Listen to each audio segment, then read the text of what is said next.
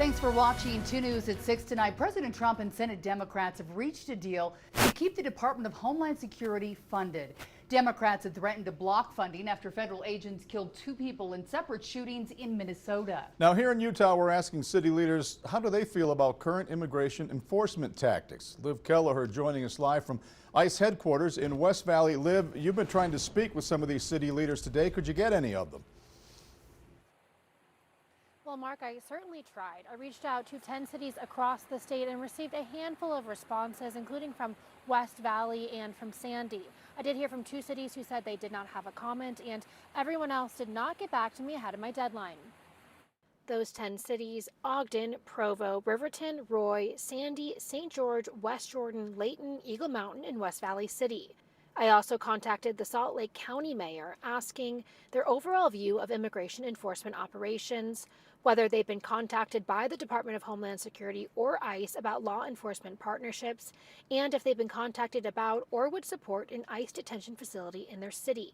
One of the strongest responses came from Salt Lake City Mayor Erin Mendenhall, who during Tuesday's State of the City address condemned ICE's enforcement practices, calling them, quote, completely and utterly deplorable, and confirming an ICE detention facility will not be built in Salt Lake City.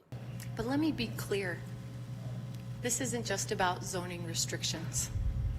Such a facility has no place in our city, whether at that site or anywhere else.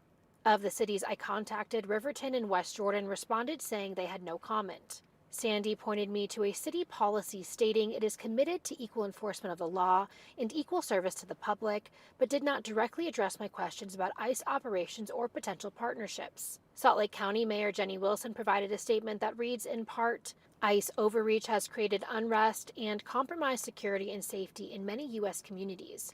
I am deeply relieved to hear that the Ritchie Group will not sell or lease a warehouse in Salt Lake City that was a designated site for an ICE detention facility. West Valley City answered my questions, saying that ICE does not require their approval to work in their city, but their police department does not conduct proactive immigration enforcement.